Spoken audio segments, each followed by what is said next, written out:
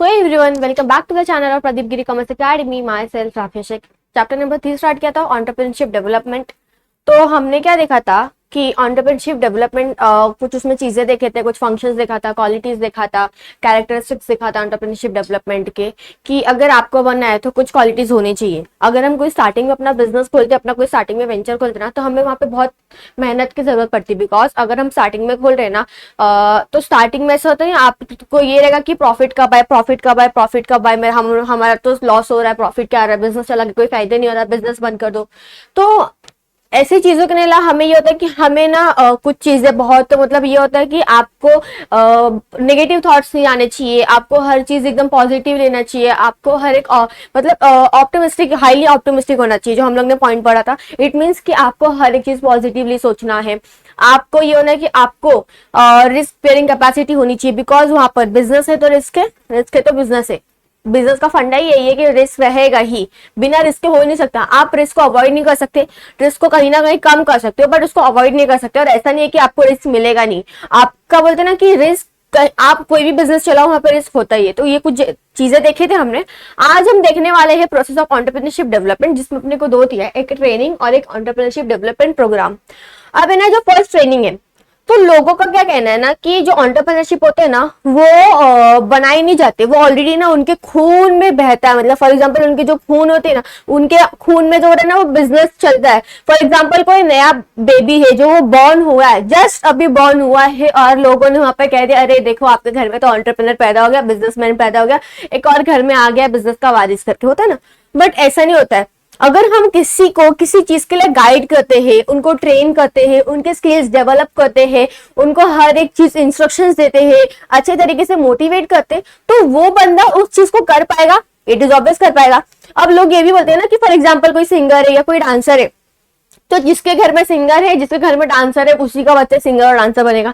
जिसके घर में एंटरप्रेन्योर है, किसी के पापा, किसी के दादाजी, किसी के भी ग्रैंड पेरेंट, चाहे वो कितने भी पूर्वज हो, अगर उनके यहाँ पर अगर वो बिजनेस पहले से चला रहे, एंशिएंट टाइम से चला रहे, अरे अगर आज बच्चा बॉर्न हो गया है, बेबी बॉर्न हो गया, तो बोलेंगे अरे देखो एक और बिजनेसमैन बॉर्न हो गया। ऐसा नहीं होता है ना। तो अभी कोई डांसर और कोई जो सिंगर होते हैं या कोई भी पर्सन जो होते हैं, अगर उनको प्रॉपरली ट्रेनिंग दिया जाता है, तो तभी जाके वो अच्छे डांसर बन पाते, सिंगर बन पाते। अगर आप इवन रिलेटेड ले तो रिलेटेड बोल दो, स्टडीज के रिलेटेड, फॉर एग्जांपल कोई डॉक्टर है, कोई ऐसे तो डॉक्टर नहीं बन गया ना, उसने अपनी पढ़ाई कंप्लीट की, हर एक ट्रेनिंग की, किसी का अंडर काम किया, तब जाके उसने अपने क्लिनिक खोला, हॉस्पिटल खोला। कोई लॉयर ऐसे बन गया नहीं ना, कोई भी कुछ ऐसे तो नहीं बन जाता ना। उनको प्रॉपर ट्रेनिंग दी जाती है, प्रॉपर उनको गाइड किया जाता है, मोटिवेट किया जाता है। तो एंटरप्रेन्योर्स का भी यही है। ऐसा नहीं कि आपके पूर्वज बिजनेसमैन है, आपका ऑलरेडी पहले से बहुत एंशिएंट टाइम से बिजनेस चलते आ रहा है। तो अगर आज भी कोई न्यू बॉर्न बेबी आपके घर में पैदा होता है, ये जन्म लेता है, इट डजंट मीन कि वो एंटरप्रेन्योर कहलाएगा। उसको वो बिजनेसमैन बनना है, उसको क्या पता उसको कुछ और बनना हो, उसको कुछ और करना होगा, उसको बिजनेस में नहीं आना होगा। तो ऐसा नहीं होता है। एंटरप्रेन्योर्स क्या होते हैं, जो बिजनेस में एंटरप्रेन्योर्स क्या होते हैं कि उनको उनको ना बनाया नहीं जाता। उनको अगर वो बने हुए नहीं आते, हम उनको अगर ट्रेनिंग देंगे, उनको गाइडेंस देंगे, अच्छे उनको प्रॉपर पाथ दिखाएंगे, रास्ता दिखाएंगे, अच्छे तरीके से मोटिवेट करेंगे, अच्छे इंस्ट्रक्शंस देंगे, तो वो एक एंटरप्रेन्योर बन सकते हैं। तो फर्स्ट हमें क्या दिया, training. Training is a scheme of instructions which is planned, systematic, consistent, pervasive, and the monitor to measure its effectiveness. It is the integral input of managerial development. Training क्या करता है, broaden the vision of entrepreneurs by providing them suitable opportunities for interchange of experience with and outside an industry. It imparts knowledge of marketing, goods, production methods, consumer education. Training helps in improving overall efficiency of an entrepreneur.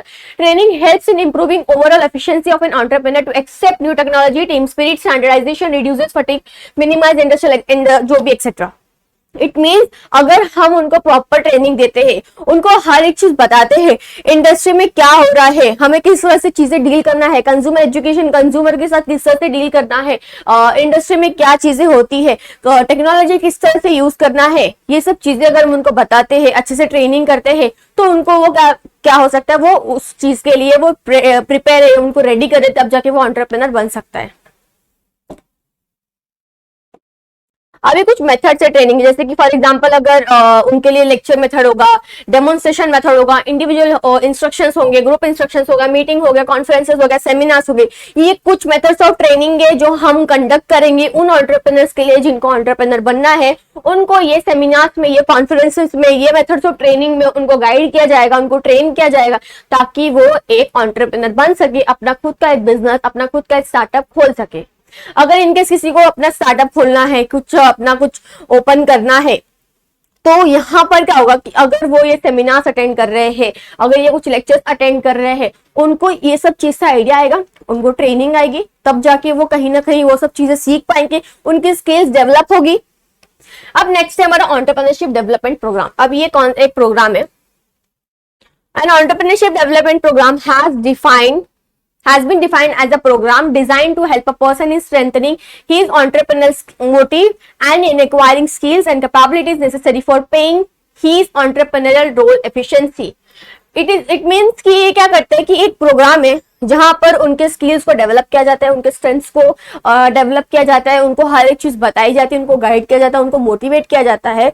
ये जो first entrepreneurship development programme है ना, ये कहां पर हुआ था?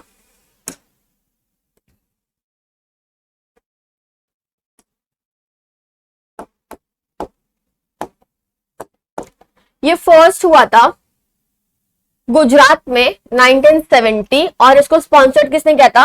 Gujarat industrial corporation. इन्होंने क्या किया था? ये फर्स्ट जो हमारा ईडीपी प्रोग्राम था, EDP that is entrepreneurship development programme, ये हुआ था फर्स्ट टाइम गुजरात में 1970 को, और इसको किसने स्पॉन्सर्ड किया था? गुजरात इंडस्ट्रियल कॉर्पोरेशन ने क्या किया था? स्पॉन्सर्ड किया था। अब उसके कुछ फॉलोइंग स्टेप्स से अगर एक एंटरप्रेन्योरशिप डेवलपमेंट प्रोग्राम रख रहे हैं तो वो कैसे होता है, क्या स्टेप्स हमें फॉलो करने पड़ते वो देखते हैं। जिसमें फर्स्ट वन है, हमें इंफ्रास्ट्रक्चर अरेंज करना पड़ेगा। अगर आप कोई फॉर एग्जांपल कि आप एक ईडीपी प्रोग्राम अरेंज कर रहे हो, आपको ट्रेनिंग ये सब चीजें अरेंज करनी है, तो उसके लिए सबसे पहले आपको क्या करना पड़ेगा? इंफ्रास्ट्रक्चर की अरेंजमेंट करनी पड़ेगी। उसके बाद आपको कुछ जो है आपके मतलब कि हम देखेंगे कि पोटेंशियल एंटरप्रेन्योर कौन है, मतलब किसको ज्यादा एक उन एंटरप्रेन्योर्स को हम सेलेक्ट करेंगे जिनमें एक पोटेंशियल होती है, जिनमें उनको सब करने का एक इंटरेस्ट होता है, उनको सेलेक्ट करेंगे। बाद में उनके एंटरप्राइज को हम आइडेंटिफाई करेंगे। उसके बाद हम एक्चुअल ट्रेनिंग प्रोग्राम क्या करेंगे? स्टार्ट करेंगे। उसके बाद जो ट्रेनिंग कौन देने वाला है, किसको कौन ट्रेनिंग देने वाला है, वो ट्रेनिंग पर्सनल को हम सेलेक्ट करेंगे। बाद में हम कौन सा मेथड ऑफ ट्रेनिंग क्या करेंगे, कौन सा मेथड ऑफ ट्रेनिंग हम देखेंगे, वो सेलेक्ट करेंगे। ऑलरेडी हमने कुछ मेथड्स देखे, अगर उनमें से कुछ है तो वो हम देखेंगे।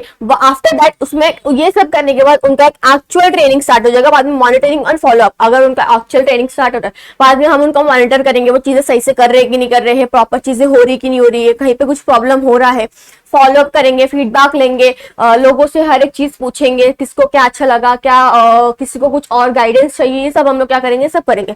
तो ये कुछ इसके क्या है? फॉलोइंग स्टेप्स फर्स्ट करेंगे, इंफ्रास्ट्रक्चर अरेंज करना है। उसके बाद हमें पोटेंशियल एंटरप्रेन्योर को क्या करना है? सिलेक्ट करना है। उसके बाद एंटरप्राइज को क्या करना है? आइडेंटिफाई करना है। आफ्टर दैट एक्चुअल ट्रेनिंग, फिर कौन ट्रेन करने वाला है उनका सिलेक्शन होगा, कौन सा मेथड ऑफ ट्रेनिंग देंगे उसको सेलेक्ट करेंगे, एक्चुअल ट्रेनिंग स्टार्ट करेंगे, फिर मॉनिटर करेंगे और क्या करेंगे? फॉलोअप करेंगे। उसके बाद कुछ ऑब्जेक्टिव्स दिए,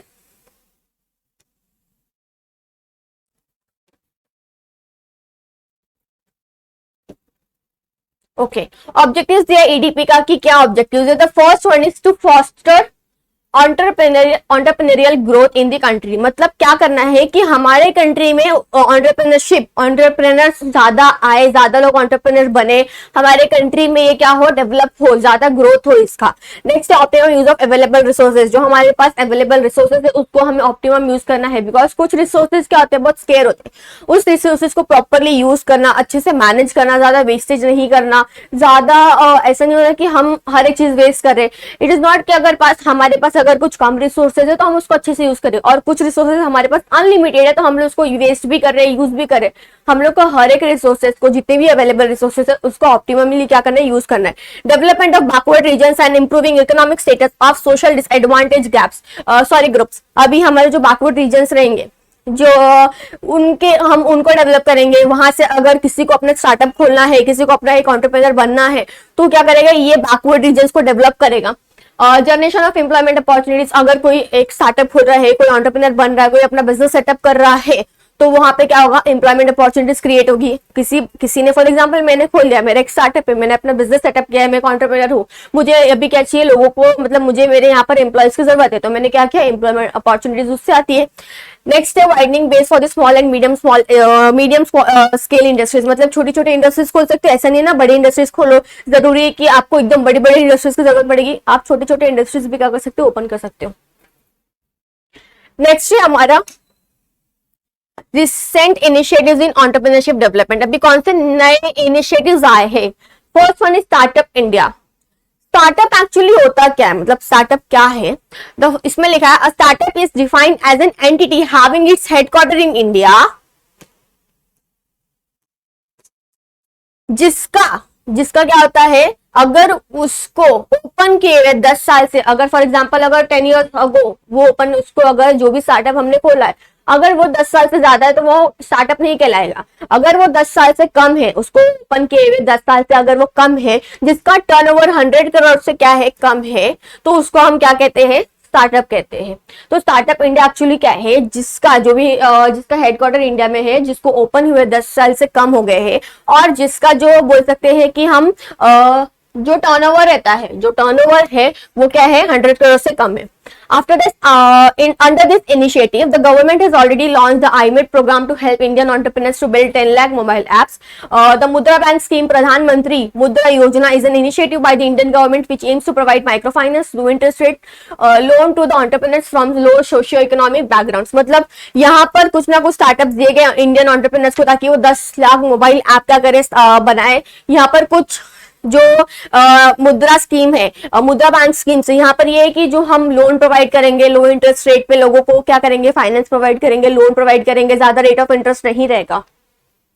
ये जो ऑब्जेक्टिव है, मतलब इनका जो स्टार्टअप, जो हम लोग ने स्टार्टअप इंडिया है, इनका मेन ऑब्जेक्टिव क्या था कि हमें ना इंडिया को क्या करना है कि जॉब क्रिएटर्स बनाना, कि यहाँ पर ज्यादा जॉब रहे, हमें जॉब ढूंढना ना पड़े। ऑलरेडी हमारे इंडिया में हर जगह कहीं ना कहीं आपको जॉब मिले, जॉब सीकर नहीं बनना है, हमें जॉब क्रिएटर्स बनना है।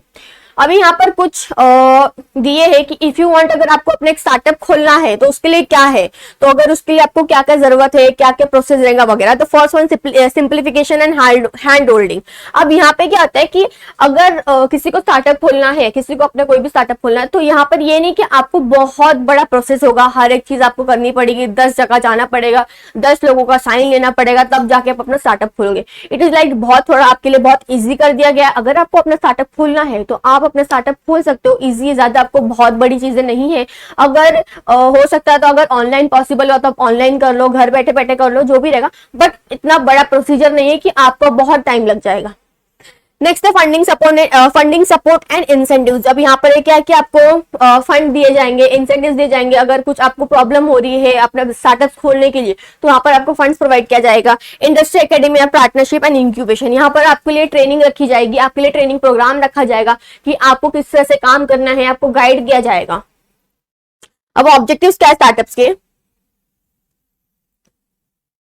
जिसमें फर्स्ट है, बहुत सारे ऑब्जेक्टिव्स दिए, मैंने सिर्फ 5 लिखे, आपके टेक्स्ट बुक्स में और ऑब्जेक्टिव्स दिए। जिसमें फर्स्ट वन हमारे दिया ₹100 करोड़ स्टार्टअप फंडिंग पोल। यहाँ पर आपको अपना स्टार्ट करने के लिए गवर्नमेंट आपको 100 करोड़ देने वाली है, मतलब वहां पर आपको हेल्प करेगी फंडिंग के लिए। Reduction in patent registration fees, अगर आप क्या कर रहे हो, अगर आपको कोई पेटेंट है, अगर आपको कुछ करना है, तो वहां पर जो भी रजिस्ट्रेशन फीस रहेगा वो वहां पर आपके लिए कम कर दिया जाएगा। Freedom from the tax for first 3 year of operation, अपना बिजनेस आपने स्टार्ट कर दिया, अपना आपने स्टार्टअप स्टार्ट किया, 3 साल तक आपको कोई भी टैक्स नहीं भरना है। To target 5 lakh schools and involve 10 lakh childrens in innovative related programme, जहां पर आपको 5 लाख स्कूल को हम टारगेट करेंगे और अलग से 10 लाख बच्चे जो चिल्ड्रंस है उनको हम क्या करेंगे, इनोवेशन रिलेटेड प्रोग्राम में क्या करेंगे, टारगेट करेंगे। Encourage entrepreneurship with in the country, मतलब हम क्या कर रहे हैं, एंटरप्रेन्योरशिप को डेवलप कर रहे हैं, उनको हम उनका ग्रोथ कर रहे हैं, ताकि हमारे कंट्री में ज्यादा लोग कुछ ना कुछ स्टार्टअप करे, कोई एंटरप्रेन्योरशिप बने, अपना बिजनेस सेटअप करे, नया स्टार्टअप खोले। अब एक और है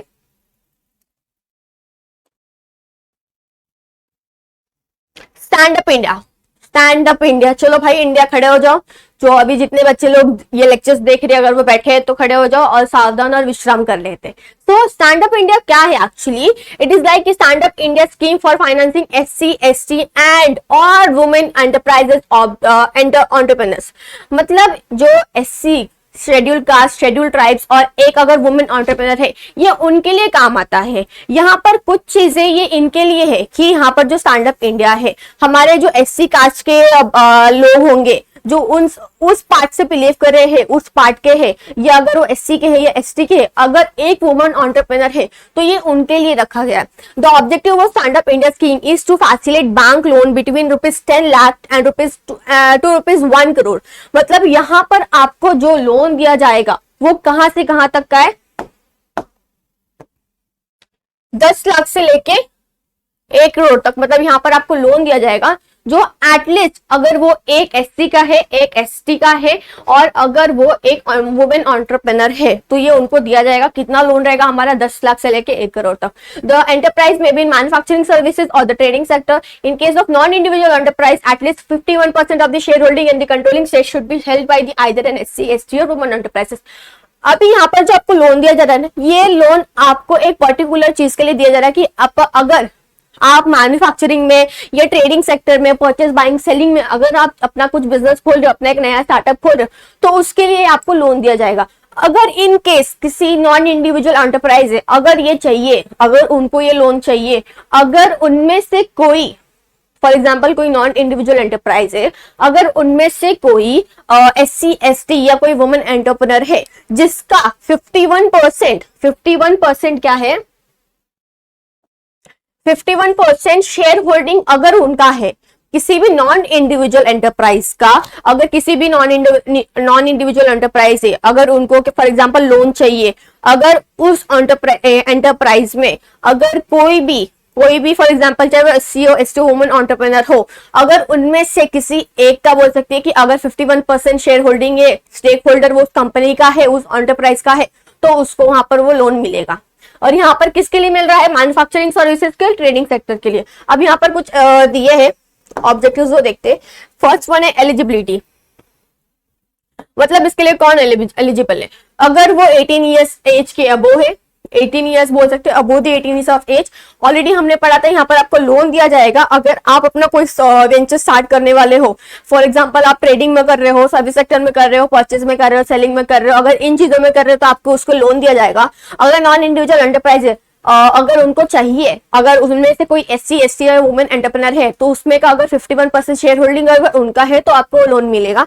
नेक्स्ट है नेचर ऑफ लोन। यहाँ पर क्या होता है कि आपको 10 लाख से लेकर 1 करोड़ तक लोन आपको प्रोवाइड किया जाता है। पर्पस ऑफ लोन क्या है कि अगर आपको अपना नया बिजनेस खोलना है उसके लिए आपको ये मिलता है, ऑलरेडी हमने ऊपर पढ़ा था। साइज ऑफ लोन क्या है कि अगर आप खोल रहे हो, आपका प्रोजेक्ट 100% का है, मतलब फॉर एग्जांपल 100% आपका जो भी प्रोजेक्ट है उसमें से 100% में से 75% आपको गवर्नमेंट हेल्प करेगी और 25% आप अपना कहीं से भी अरेंज करके लाओ। क्या बोला है कि size of loan, it means अगर आप अपना कोई बिजनेस सेटअप कर रहे हो, कोई नया वेंचर स्टार्ट कर रहे हो, तो 100% में से अगर आपका 75% जो भी है, 75% है वो आपको गवर्नमेंट क्या करेगी? आपको वो लोन देगी और जो भी 25% आपका बचेगा वो आपको कहीं से खुद से अरेंज करने का है। उसके बाद है इंटरेस्ट ऑफ रेट। अब यहाँ पर जो रेट ऑफ इंटरेस्ट है वो बहुत थोड़ा सा लो रहेगा। उसके बाद अब ये कैसे रहेगा कि base rate MCLR plus 3% tenure premium, इसके हिसाब से क्या है वहां पर जो रेट ऑफ इंटरेस्ट है वहां पर आपको क्या मिलेगा, और जो भी रेट ऑफ इंटरेस्ट रहेंगे वो कम ही रहेंगे। अब सिक्योरिटी, आपको जो लोन मिल रहा है तो लोन कैसे मिलेगा? वहां पर आपको कुछ ना कुछ गिरवी रखना पड़ेगा तब जाके वो आपको लोन मिलेगा। तो आपको कोलैटरल सिक्योरिटी और गारंटी ऑफ क्रेडिट, आपको कुछ ना कुछ गिरवी रखना पड़ेगा तब जाके आपको वहां पे मिलेगा, लोन मिलेगा। रिपेमेंट यहाँ पर क्या है कि अगर आप लोन ले रहे हो तो आप जब लोन पे करोगे, मतलब आपने जब लोन लिया तब आपको इंटरेस्ट पे करना पड़ेगा।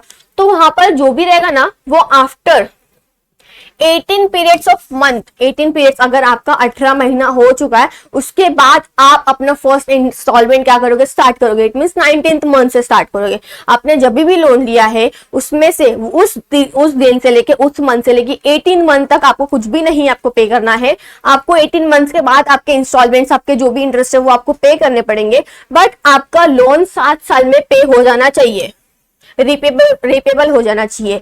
क्या हुआ कि अगर आपने जो भी लोन लिया है, आपको जो भी उसका इंस्टॉलमेंट, जो भी इंटरेस्ट आपको पे करना है, आपने जब लिया है वहां उस मंथ से लेके 18 मंथ तक आपको कुछ भी नहीं करना, फुल रिलैक्स चिल मोड अपना जो भी करना करते रहो। बट 18 मंथ्स के बाद आपको अपना फर्स्ट इंस्टॉलमेंट, आपको जो भी इंटरेस्ट आपको पे करना वो पे करोगे, बट 7 साल के अंदर आपका पे हो जाना चाहिए वो। वर्किंग कैपिटल यहाँ पर क्या है कि आपको जो भी डेली कुछ ना कुछ काम की जरूरत पड़ती है ना। अभी आप फॉर एग्जांपल नया बिजनेस खोल हो तो वहां पर आपको कुछ ना कुछ रिक्वायरमेंट्स की जरूरत पड़ेगी, रॉ मटेरियल हो गया, मशीन्स हो गया, कुछ ना कुछ जरूरत पड़ेगी, तो वहां पर आपको 10 लाख बोल सकते हैं कि आपको अप टू 10 लाख तक वहां पर आपको क्या मिलेगा, वर्किंग कैपिटल आपको प्रोवाइड किया जाएगा। मार्जिन मनी ऑलरेडी यहाँ पर क्या है कि 25% जो रहेगा वो आपको खुद अरेंज करना पड़ेगा, 75% आपको गवर्नमेंट क्या करने वाली है, आपको हेल्प करने वाली है। आफ्टर दैट अब यहाँ पर एक एग्रो टूरिज्म है। एग्रो टूरिज्म क्या है, एग्रो मतलब कुछ ना कोई एग्रीकल्चर से रिलेटेड होगा, एग्रीकल्चर। अब अगर हम आज देखेंगे ना तो आज बहुत लोग है ना एग्रीकल्चर, जो गांव एरिया रहता है ये सब है ना, बहुत सबको ना ये सब चीजों के बारे में ना ज्यादा आइडिया नहीं रहता, या ये सब चीजें तो विजिट नहीं करते, इनको कुछ अता पता नहीं होता है। तो ये भी एक ऐसा हो गया है कि कुछ एक नया अप्रोच आया है एंटरप्रेन्योरशिप डेवलपमेंट के लिए। एग्रो टूरिज्म का कुछ ये है, तो देखते हैं इसके अंदर क्या दिया है कि agro tourism offer tourist a chance to reconnect with the land and provides hands on experience with local foods. It include activities like picking fruits, tending bees, milking cows and other educational pursuits. मतलब यहाँ पर आपको जो एक गांव का एक particular होता है ना कि आपको हर एक चीज वहां पर आपको लैंड के रिलेटेड कहीं ना कुछ एक्टिविटीज होती है, ये सब चीज आपको वहां पर बताया जाएगा कि जो अर्बन एरिया से लोग आते हैं, जो सिटी वाले पीपल्स होते हैं, उनको ये सब चीज के बारे में बताया जाएगा, ये सब चीजें के बारे में उनको हर एक चीज उनको बताया जाएगा, ताकि वो चीज से वो रिकनेक्ट कर सके, उनको एक अच्छा फील आए। बिकॉज जब अगर हम नेचर से फील कनेक्ट होते हैं, बहुत अच्छा बोलते हैं ना कि अगर हम नेचर से कनेक्ट है, हम नेचर का बहुत ध्यान रखते हैं, अगर हम उनसे कनेक्ट रहते हैं, हमें हर एक चीज के बारे में आइडिया होता है ना, वो बहुत अच्छी बात होती है।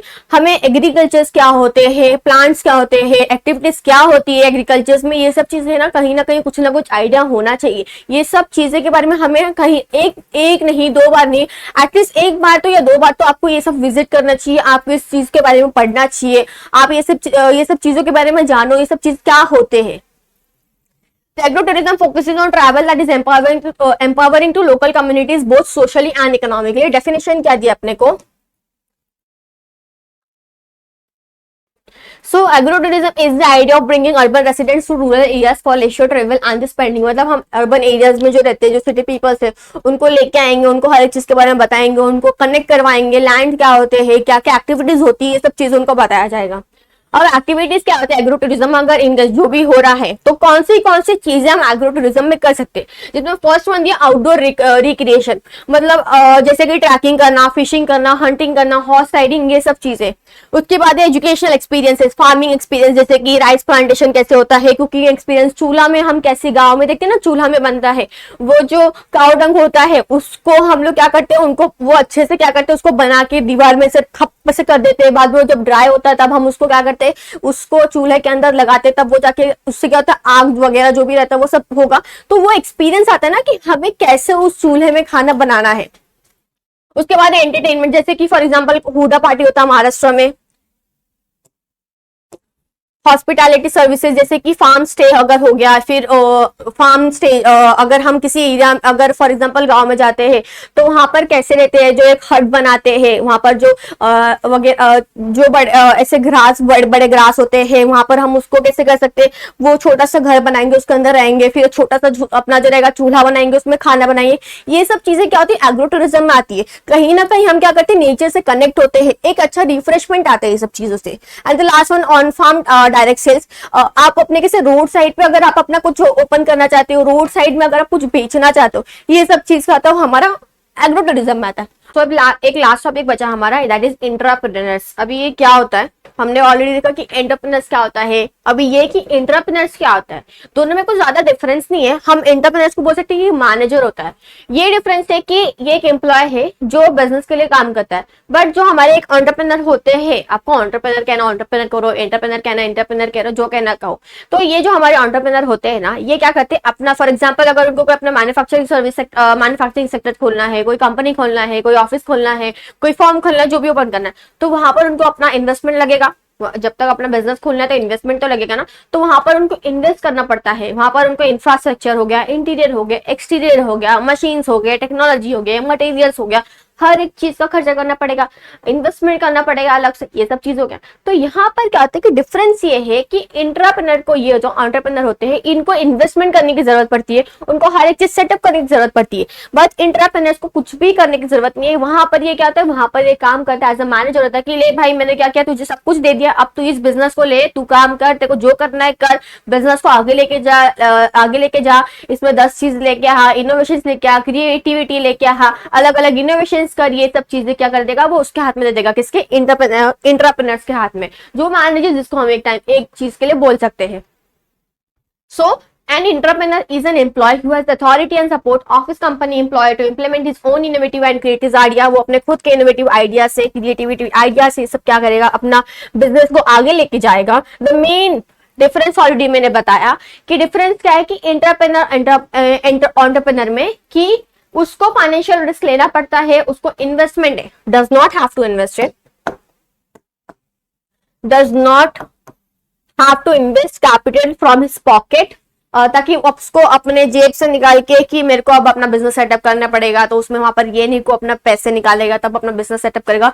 उसको सब कुछ एंटरप्रेन्योर करके देगा कि बाद में बोलेगा ले भाई अब तू ये बिजनेस संभाल, हर एक चीज कर, रिसर्च एंड डेवलपमेंट कर, क्रिएटिविटी ला, इनोवेशन ला, कंपनी को आगे लेके जा, बिजनेस को आगे तक बढ़ा। एक डेफिनेशन दिया अपने को, ये एग्जांपल्स दिए एंटरप्रेन्योर्स के, काइनेटिक इंडिया हो गया, टाटा मोटर्स हो गया, इन्फोसिस टेक्नोलॉजीज, कुछ एग्जांपल्स है जो एनकरेजेस करते हैं एंटरप्रेन्योरशिप को। डेफिनेशन कहते हैं according to Gifford Pinchot L, entrepreneurs are the dreamers who take hand on the responsibility for creating innovation of any kind within a business. कि वो क्या करते हैं उस बिजनेस में, जो भी बिजनेस एंटरप्रेन्योर उनको खरीद के दिया है। यहाँ पर क्या होता है डिफरेंस, ये याद रखना कि इनको फाइनेंशियल रिस्क जो होता है वो नहीं लेना पड़ता, अपने पॉकेट से पैसा नहीं निकालना पड़ता, इन्वेस्टमेंट नहीं करना पड़ता, सेटअप नहीं करना पड़ता। ये सब चीज इसको कौन करके देगा? एंटरप्रेन्योर। एंटरप्रेन्योर के बाद में इंटरप्रेन्योर को बोलेगा ले भाई तू ये करके दिया है, अब तू इस बिजनेस को आगे लेके जा, बस इतना होता है। अब वो बिजनेस में आया है, बिजनेस को कैसे आगे बढ़ाना है, क्या क्रिएटिविटी करना है, कौन से रिसर्च एंड डेवलपमेंट में क्या करना है, प्रोडक्ट को किस तरह से बनाना है, जो भी चीजें रहेगा इनोवेशन से, सब चीज कौन देखेगा? एंटरप्रेन्योर देखेगा। तो हमारा पूरा चैप्टर यहाँ पे खत्म होता है। एंटरप्रेन्योरशिप डेवलपमेंट हमने देख लिया कि क्या है, अपने आपको स्टार्टअप खोलना है, क्या फंक्शंस होने चाहिए, क्या क्वालिटीज होनी चाहिए, क्या क्या प्रोग्राम्स है, अगर हम प्रोग्राम रख रहे हैं तो हमें कौन से स्टेप्स देखने पड़ेंगे, क्या क्या चीजें देखनी पड़ेगी, किस तरह से मेथड ऑफ ट्रेनिंग हम लोगों को प्रोवाइड करने वाले, ये सब चीजें हमने क्या क्या पूरे चैप्टर में देखा। चैप्टर खत्म हो गया है। तो आई होप आपको वीडियो अच्छा लगा। प्लीज वीडियो को लाइक करना, शेयर करना। Thank you so much.